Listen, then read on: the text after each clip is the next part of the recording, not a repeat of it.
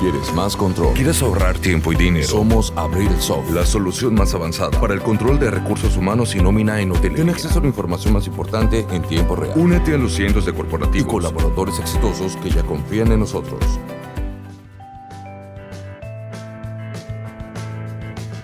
Hoy en Listening Leaders tengo el honor de marcharme a Madrid y de llevarles a ustedes también a Madrid a hablar con una norteamericana afincada en España desde hace ya algunos años, ahora ya nos lo contará, cuyo nombre me va a costar pronunciar más bien el apellido, Krista Walowczyk. No sé si lo he dicho bien, Krista, pero ahí va. Bienvenida a Listening Leaders. Muchas gracias, Raúl. Sí, Walowczyk. Es esdrújula, Walowczyk. siempre es un poco complicado, pero admirable, desde luego, en el intento. Muchas gracias. Buenísimo, buenísimo. Oye, Krista, tú eres founding partner de una compañía que se llama Talengo S.A., que proviene de una multinacional de la selección, de la que hablaremos seguramente a lo largo de la entrevista, pero también eres autora de Cómo ser un consejero de éxito, publicado por Editorial Almuzara. Un libro que recoge todo lo que un consejero tiene que tener si quiere, o una persona que quiere acceder a cualquier consejo, tiene que conocer y tiene que dominar, ¿no? Si quiere tener el arte de los consejeros. Y me parecía que era muy oportuno hablar contigo, por supuesto, de tu libro, pero también de algo que compartimos los dos, que es la pasión por las personas en las compañías. ¿Por dónde empezamos? Tú me dices, ¿por tu libro o por la compañía? Tú tienes el joystick, Raúl, por donde quieras. Yo te sigo. Bueno, pues déjame que hablemos entonces del libro, que me hace mucha ilusión. Fíjate, yo Muy bien. tan pronto me hablaron de él, inmediatamente lo compré en Kindle, me lo bajé. Es un tema que me interesa mucho, todo este tema de los consejos, quizá por el hecho de irte haciendo mayor, pero déjame que te pregunte por las dos primeras cosas. Bueno, el segundo epígrafe del primer capítulo. ¿Por qué ser consejero de una empresa? ¿Qué hace falta para ser consejero de una empresa, no?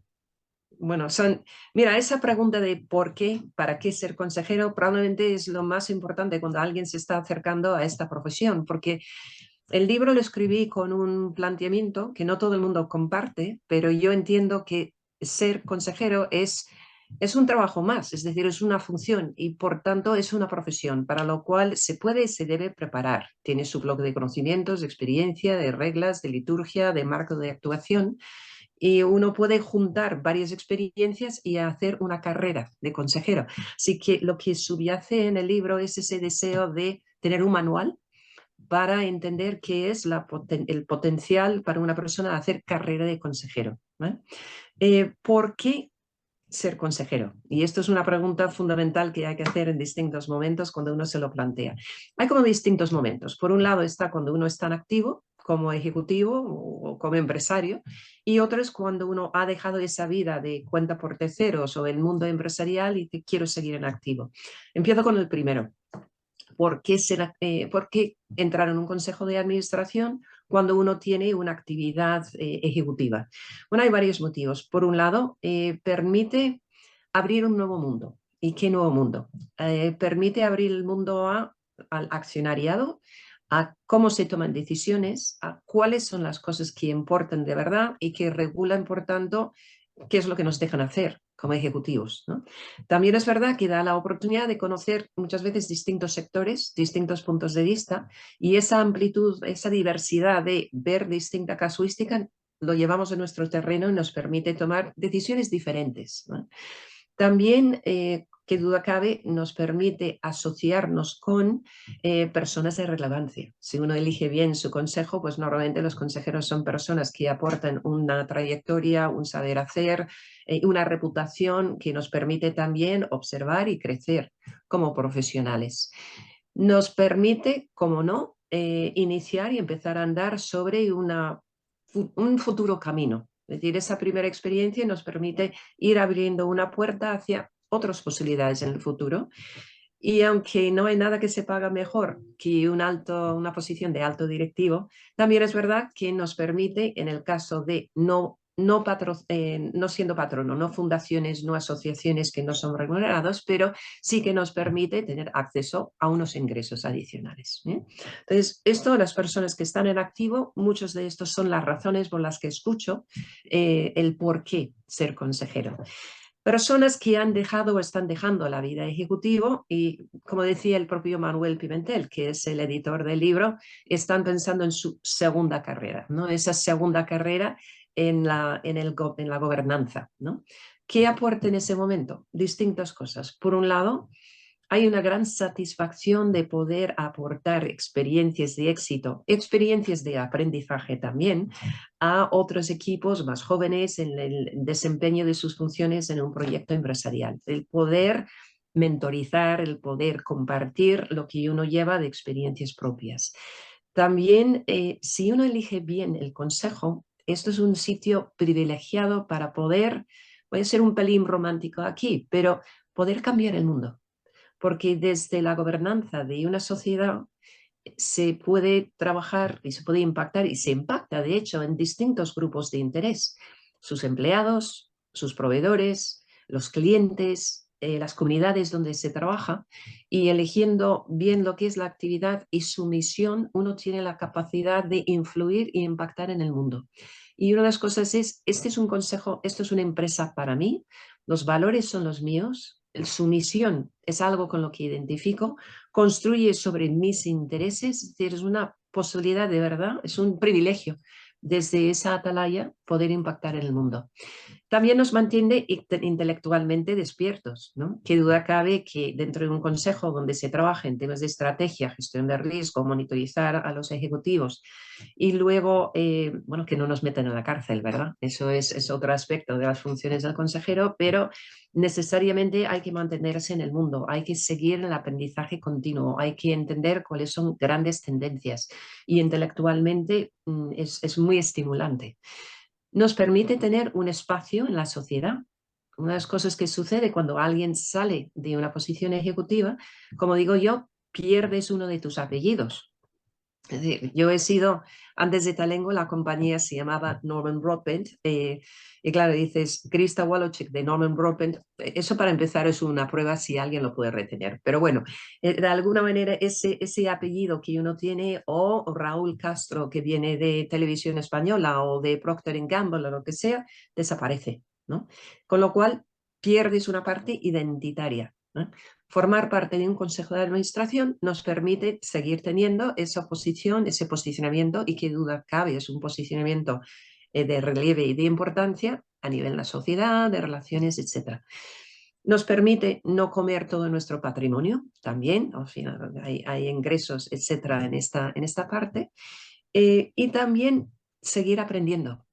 Realmente hay uno de los aspectos de ser consejero que es la obligación de estar en continuo aprendizaje, actualización, etcétera, etcétera. Fíjate que me Así que dejas un estos son montón de, los dos momentos. me dejas un montón de titulares. Mira, has hablado de la trayectoria y la reputación que hay que tener para acercarte a un consejo, ¿no? Me queda la duda de si tienes que ser necesariamente de ese sector, o hoy en estos consejos, cuando tú eres un consejero independiente, se están demandando personas que vienen de otros sectores y que traen otras miradas. Ayuda, o sea, a ver, ayuda a tener miradas más amplias, pero con puntos en común.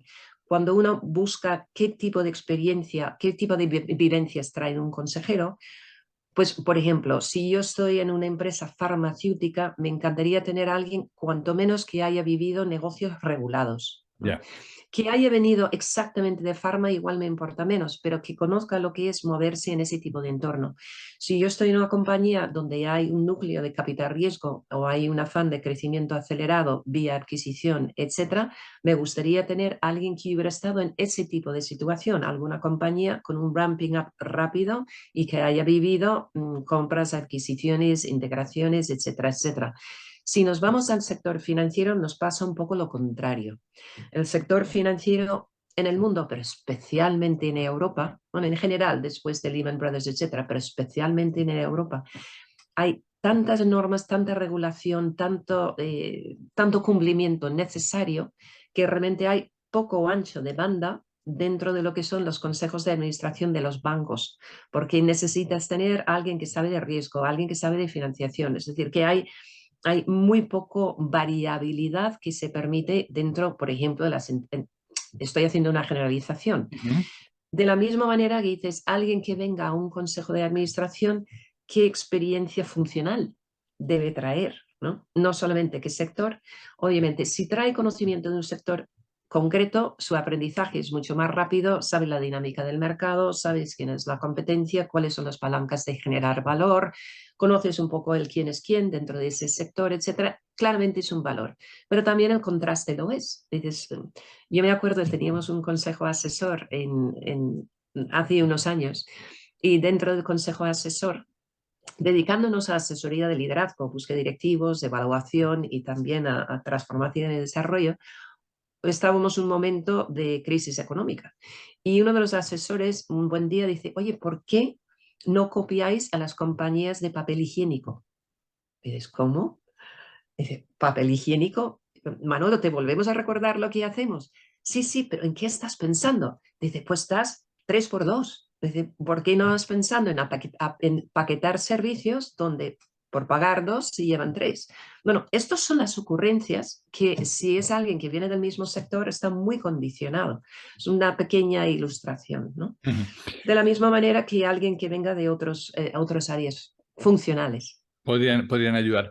Fíjate, déjame que desmitifiquemos un poco este tema de los consejos, porque quizá alguien pueda pensar, bueno, esto de un consejo, esto es una maravilla, porque oye, estos son unos tipos que se juntan a las 12 de la tarde, a las 12 del mediodía, para que muy pronto se les hagan las 2 y se tengan que ir a comer. Se juntan una vez cada 3 meses, se ponen su mejor corbata, su mejor chaqueta, se llevan un dinerito de la dieta y al final están ahí para 4 chorradas. Wow, detrás de un consejo hay una preparación previa, tienes que conocer bien, tienes una responsabilidad, sobre todo cuando estamos hablando de consejos de administración. Quizá a lo mejor en los consejos asesores la responsabilidad en cuanto al control del equipo directivo sea un poco menor, pero también requiere de preparación, requiere de echarle horas, requiere de estar permanentemente actualizado, como has dicho, ¿no? Claro, pues esto es algo que además que está cambiando con el tiempo y cada día hay mayor exigencia a quien ejerce de consejo en el consejo de administración, obviamente más regulado todavía en las cotizadas, en las públicas que decimos en Estados Unidos, menos en las privadas, pero de alguna forma, punto uno, es un rol que está marcado en la legislación y tiene responsabilidades, y esas responsabilidades incluyen que dentro del consejo, que al final es un cuerpo cuya decisión es colegiado, aunque tú no estás de acuerdo, si el consejo decide adelante con una decisión, te haces igual de responsable, bueno, pues esa responsabilidad tienes que responder a nivel patrimonial. Es decir, si hay algún daño dentro de la compañía que se puede atribuir a una falta de diligencia en el gobierno, tú tienes que responder con tu patrimonio, tienes que responder con tu reputación, que es lo que más preocupa también a los consejeros, con tu reputación en problemas reputacionales y hasta con posibles penas de cárcel. Es decir, que hay que saber que es un deporte de alto riesgo, que no se remunera necesariamente muy bien, pero que hay que tomarlo muy en serio porque tiene unas responsabilidades importantes. Dicho eso, anteriormente lo que tú acabas de describir era bastante típico y no te digo que no exista, porque sí que existe, especialmente en las filiales de las multinacionales donde hay consejos en el país, donde está la filial, pues yo los llamo consejos de papel y se junta pues normalmente el máximo ejecutivo local, más luego 2, 3 que vienen de Cleveland, de London y de algún otro sitio, y realmente lo que se hace es un cumplimiento, literalmente firmando un acta precocinada, etcétera, y ya está. No tienen menos responsabilidad, tienen Sí, absolutamente pero... los mismos. Claro, pues entonces una cosa es esto y otra cosa es un consejo donde hay ya empiezas a tener problemática de distintos grupos de interés, distintos accionistas, y esto puede ser desde una cotizada o una compañía privada con varios tipos de accionistas, o puede ser una empresa familiar donde hay distintos ramos. En este caso ya tienes la complejidad en la toma de decisiones, y en este caso empiezas a tener varios asuntos en la agenda sobre los cuales hay que decidir, sobre los cuales hay que debatir, sobre los cuales necesitamos información. Y en este caso, esos cuatro consejos al año, que son los obligados en estos momentos por ley, mínimo de 4 no, pero normalmente estamos viendo que cuanto más complicado, cuanto más grande la compañía o cuanto más diverso el accionariado, pues muchas veces te vas a 6, a 8, a 10, o lo que puede ser la media en estos momentos de una cotizada que está en torno a 11. Cada una de estas reuniones, antes efectivamente era así. Cuando yo entré en el consejo de administración de la cotizada en Londres, uno de los consejeros me dijo, no te preocupes, o sea, esto es mediodía de preparación y ya está. Ja. Teníamos 11 compañías distintas, cada uno con sus planes de negocio, con sus papeles, con sus informaciones. O sea, no hay suficientes horas en el día para preparar, especialmente cuando llegas a primeras. La realidad es que en una compañía de cierto tamaño y dimensión hay que pensar probablemente en mediodía o un día de preparación, lo que es ese mediodía del consejo en sí. Si estás en comisiones de trabajo, añade otro mediodía, y luego siendo un consejero consecuente, pues probablemente hay mediodía o incluso más de seguimiento de cuáles son las acciones, lectura de las actas, donde yo no estaba de acuerdo está correctamente reflejado, donde yo quería hablar con el ejecutivo, el tiempo, etcétera. Entonces, la realidad es que bien llevado, probablemente estás mirando 2, 3 días de dedicación, estando los consejos en un sitio donde puedes ir y venir en el día. Sí, que ya Si sí es un tienes consejo internacional, pues te puede añadir una semana o quitar una semana. Sí, sin duda, sin duda. Mm. Fíjate, yo tengo mis notas en el libro electrónico y yo creo que una de las cosas que subrayé, que me parece muy interesante, es definir cuál es el trabajo del consejero, ¿no? El consejero, tú dices, ayuda a formular las estrategias, reta al máximo ejecutivo en sus objetivos, monitoriza su logro, supervisa el cumplimiento legal y vela porque se tengan en cuenta los intereses de todos los grupos de interés. Al final, quien decide la estrategia, quien decide lo que se tiene que hacer, no es el consejo, es la asamblea.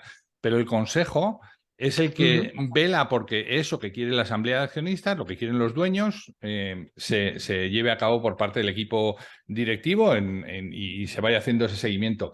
Qué interesante es esto, ¿no? Porque, claro, luego esto se complejiza cuando se llega a los consejos familiares, y de ahí te quería yo hablar, ¿no? ¿Qué es más difícil?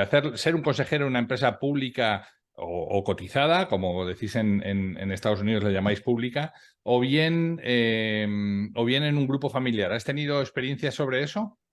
Sí, asesoramos a grupos familiares. A ver, son mundos distintos, claramente, ¿no? Y de hecho, si pensamos en la complejidad en el funcionamiento de un consejo, como dice una amiga mía, cuanto menos free float, menos independencia. Es decir, cuanto más controlado es el accionariado, menos rol de independencia y más impacto de los grupos de interés, los accionistas, y qué duda cabe el máximo ejecutivo. Si vamos a la empresa familiar, y te diría, depende en qué momento de la empresa familiar. Las empresas familiares nacen en algún momento, se juntan en una única persona maravillosa, lo que es crear la empresa, la visión de negocio, gestionar la empresa, ser el dueño y además ser padre o madre de familia. ¿Bien? Entonces hay allí 3 roles unidos en uno. Uno es la titularidad, el accionariado. Otro es el rol La ejecución. ejecutivo de hacer, y otro tema es la familia, ¿vale? En esos casos, pues está mezclado esas 3 líneas de gobernanza, y es uno de los poderes de la empresa familiar o un empresario cuando inicia esa unidad. ¿Qué sucede? Según crece, según se hace más complejo, según traemos ejecutivos desde fuera, se hace importante, y según pasamos a distintas generaciones, lo primero que se hace en el gobierno es empezar a separar esas 3 funciones. Es decir, yo he fundado la compañía, pero esto es una compañía donde van a seguir trabajando o van a trabajar mis hijos. Va a pasar lo de Marta Ortega, que pasa a ser presidente de Zara, o no. Y fíjate que en ese caso se pasó primero por un externo para luego dar tiempo a preparar la sucesora, la hereu, ¿no? Como dirían los catalanes. Bueno, entonces una decisión es el accionariado y la familia sale de los roles ejecutivos. Y luego, por otro lado, dices, ¿quién toma decisiones sobre esa vigilancia, sobre la estrategia, etcétera? Entonces se separa familia y consejo de administración. Se crea un consejo de familia, un consejo de administración, que normalmente es un grupo mucho más chiquito del otro grupo, y luego está el rol ejecutivo. Aquí la entrada de un externo o de un externo, de un consejero aquí, normalmente empieza en ese proceso como senior advisor para ayudar a la familia a empezar a introducir estos conceptos.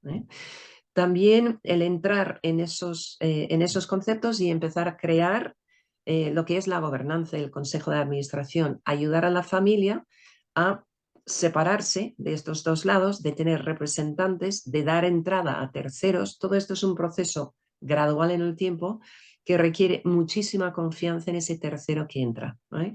Y ayudarles en el proceso. Diferencia para el consejero externo en esas situaciones. Hay primero aporta, aparte de visión y conocimiento en gobierno corporativo y este proceso de separar las tres áreas, aporta también independencia, aporta que no tiene filias ni fobias, aporta una serenidad, porque muchas veces lo que se caracteriza en este espacio son decisiones muy emocionales. ¿Cómo es posible que mi hijo no va a estar en el consejo de administración, pero mi sobrino sí? ¿No? Ayudar a tomar decisiones en criterios de quién debería estar en cada uno de esos roles y luego ir avanzando poco a poco con lo que es la gobernanza. Y hemos buscado consejeros para estos grupos, muchas veces es en la tercera, la cuarta generación, lo que llaman el consorcio de los primos, Bueno, donde ya son los nietos, ¿no? Pero en la tercera o la cuarta generación, efectivamente sí que se puede tener. Yo creo que esa independencia. Ahora, cuando tú estás trabajando con la primera o la segunda, yo dudo mucho de la independencia de los consejeros, ¿no? Porque al final el poder que tiene ese fundador es tan omnímodo que de repente es muy difícil que alguien en un consejo levante la mano y diga, oiga, no estoy de acuerdo con esta decisión que se va a tomar o esto nos lleva a un camino, porque inmediatamente es sacado fuera del sistema, ¿no? Bueno, yo creo que hay dos cosas ahí. Uno es el paso de creo un consejo asesor Ajá. de senior advisors, ¿vale? Sí. Con lo cual yo les escucho, tienen la capacidad de Pero ellos opinar, no deciden nada. pero no deciden, ¿no? Entonces eso es parte de ese proceso Ya. y allí pues, los sabios hacen esto, tienen su consejo asesor. Luego, ¿qué sucede? A mí me ha llegado a decir desde la presidencia de un gran grupo familiar cotizada, los independientes no nos sirven de nada. ¿Qué ha pasado allí? Justo lo que estás diciendo, Raúl. O sea, en un momento dado, y insisto, esto es grupo, núcleo familiar importante, esto lo encuentras a ambos lados del Sí, sí. charco, ¿eh? Esto no, Sí, sí. es solamente de un lado y otro, Y no bueno, te ambos cuento lados en del charco es a nivel mundial. y no te cuento en Latinoamérica, ¿eh? Cuanto más vas hacia el Es sur. que sí, no, justo estaba pensando además ahora en una empresa familiar, ¿no? En el sur, en Latina. Entonces, ¿qué es lo que sucede en un momento dado? Y te doy una casuística. En este momento, pues la compañía estaba pasando por un momento muy difícil durante pandemia, confinamiento y todo esto. Se había tenido que hacer un ajuste bastante drástico en la plantilla, eliminando posiciones, poniendo personas en la calle. Y desde la presidencia se le ocurrió a esta persona que era el momento oportuno para subir su salario. ¿Qué dijeron los independientes? Esto no representa ni los intereses de los accionistas en la bolsa, desde luego va absolutamente en contra de lo que estamos haciendo con otro grupo de interés que son nuestros empleados y estamos radicalmente en contra. ¿Vale? Entonces, esto y lo que llamamos aquí las cacicadas, ¿no? De yo hago lo que me da la gana porque soy dueño. Este tipo de conflictos es lo que surgen muchas veces cuando esas empresas familiares salen a bolsa. La bolsa requiere que haya independientes, los independientes hacen su rol Y no te digo nada en una cosa que está sucediendo ahora, que son empresas familiares donde está entrando capital riesgo. Estos sí que son dos mundos totalmente diferentes.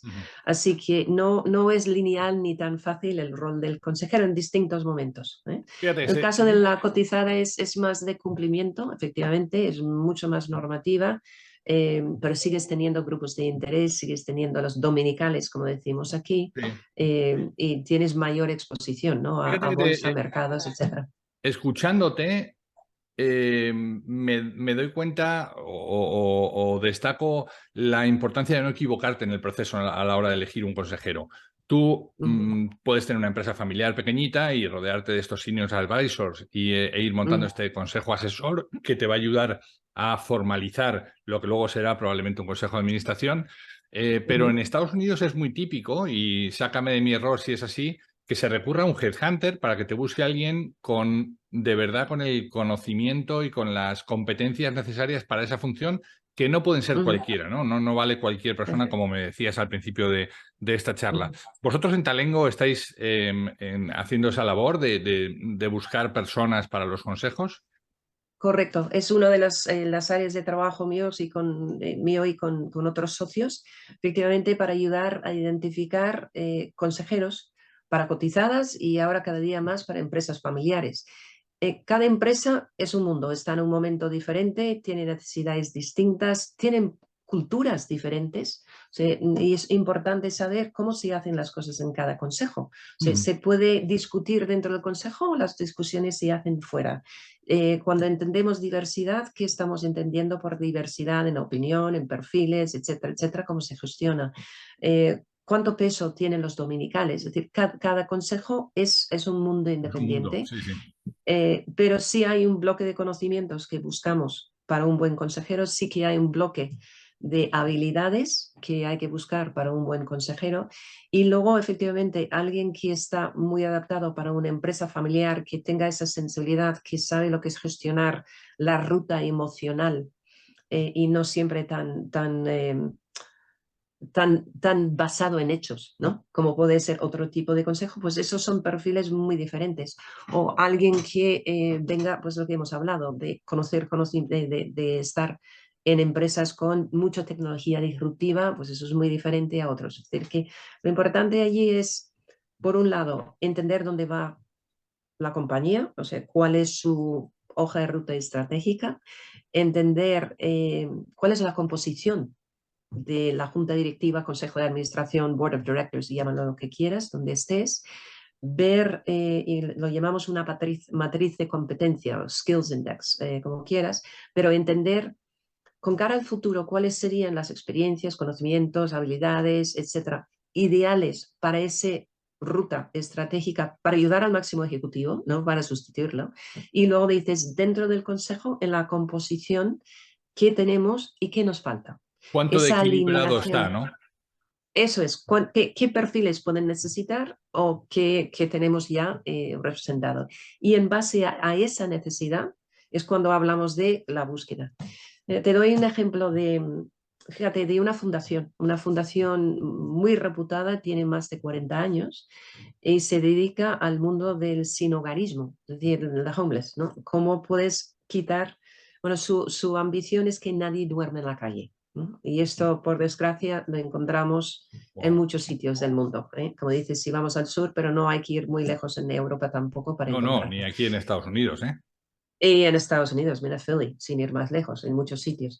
Entonces, me senté en este caso, una presidenta absolutamente maravillosa y me dijo, necesitamos 2 consejeros financieros. Digo, ¿por qué? Dice, porque se nos han ido 2 patronos, allí se llaman patronos, en vez de trustees, en vez de consejeros, se nos han ido los 2 con trayectorias en banca y necesitamos 2 banqueros. Y la pregunta era, ¿y por qué? Entonces hicimos toda esa labor miramos el plan director de la fundación a los próximos 4 años, me parece que era, trabajamos sobre los ejes estratégicos, dijimos, dentro de todo esto, ¿qué es lo que idealmente tendríamos dentro del consejo para ayudar al máximo ejecutivo a formular la estrategia, a impulsar, etcétera, etcétera? Después de todo esto, trabajamos conjuntamente a identificar candidatos y al final no metieron a 2, metieron a 4. hubo una persona efectivamente con una trayectoria de banca, una persona muy conocedora de banca retail, porque además parte de la idea era llegar a un colectivo mucho más amplio, ¿no?, de personas para apoyar a la causa. Otra persona, curiosamente, nunca habían pensado en alguien en inmobiliario. Claro, sin hogarismo es que no tienes casa. Bueno, una persona que venía del mundo inmobiliario. Otra persona que venía de proyectos muy ligados a jóvenes, porque querían abrir esa causa un poco oscura, no muy popular, no es una causa blanca, no es algo que la gente les gusta pensar en ello, a generar sensibilidad en jóvenes, ¿no? Entonces, una persona acostumbrada a trabajar con distintos colectivos, animando distintos colectivos de jóvenes, y una persona que venía del mundo de asociaciones, ¿eh? Pues 4 perfiles, solamente uno era lo que pensaban. Desde entonces han creado una sociedad, una SOCIMI, es decir, un REIT, cotizada en bolsa, dedicado a vivienda social, que están empezando a atraer estas personas a la calle. Han duplicado el número de afiliados o miembros o contribuyentes, yendo además a ese colectivo más joven. Han conseguido fondos, en este caso Next Generation a nivel europeos, y han duplicado los recursos de la fundación y su actividad. Todo esto ha venido gracias a los cambios en el patronato, ¿no?, en el Consejo Asesor. Sí, porque además de la labor de control de la que hablábamos antes, está la labor de provocación, ¿no? La labor de retar, de sugerir, de aportar, sí, de dar nuevas visiones, de dar ideas o caminos nuevos por los que se pueda transitar, ¿no? Qué interesante. Krista Valocic, yo estaría encantado de estar, se nos va el tiempo, se nos ha ido el tiempo volado, estaría encantado, me tiraría 2 o 3 horas hablando, pero no sé si los oyentes nos lo perdonarían. Te agradezco mucho el rato que nos has dedicado. Vuelvo a recordar, founding partner de Talengo S.A. y autora de Cómo ser un consejero de éxito, publicado por Almuzara. A todo el mundo que esté pensando en este viaje, a todo el mundo que esté pensando en esta segunda probable carrera profesional, que esté pensando en mudarse de esta función más ejecutiva a una función más asesora, les animo a que compren el libro, pero en este mismo momento, ¿no? Y que se lo lean y lo expriman como yo lo hice, porque es muy interesante y, como bien decíamos antes de comenzar esta charla, Krista, es un libro que viene a dar luz en un lugar en donde no hay muchos, ¿no? Yo el otro libro que tenía era del año 75 y hablaba de cosas tremendamente obsoletas, ¿no? Con lo cual, pues yo creo que has venido a ocupar un espacio muy interesante en este proyecto. Así que te agradezco mucho el rato que nos has dedicado, Krista. Pues Raúl, un placer estar aquí en Listening Leaders contigo, gracias por el espacio. Y ese libro pues tiene una intención para allanar el camino a los que están explorando, porque efectivamente vi que no había mucho escrito para ayudar a personas explorando la profesión. Estos son años de asesoramiento, de conversación con profesionales, con empresas, con su incorporación, con presidentes de comisiones de nombramientos y remuneración. Y veía una necesidad de algo, eso sí, es muy útil, es un manual. La idea es que es un libro para subrayar, para marcar, hay una autoevaluación al final con recomendaciones de próximos pasos. En ese sentido pretende ser pues un compañero de viaje muy útil, espero que lo sea. Te mando un abrazo muy fuerte, Krista. Para ti también, Raúl, un abrazo y gracias por este momento contigo y para quienes nos están escuchando. Pues hemos llegado al fin de nuestra entrega. Esperamos que haya sido interesante para ti. Si quieres saber más de lo que hacemos, escuchar entregas anteriores o leer las entradas del blog, no dejes de entrar en depersonas.com. Nuestra promesa de valor es ayudar a las empresas en sus procesos de cambio con quienes los hacen posible, que no son otros que las personas. Te esperamos en la siguiente entrega en De Persona Radio. ¡Hasta entonces!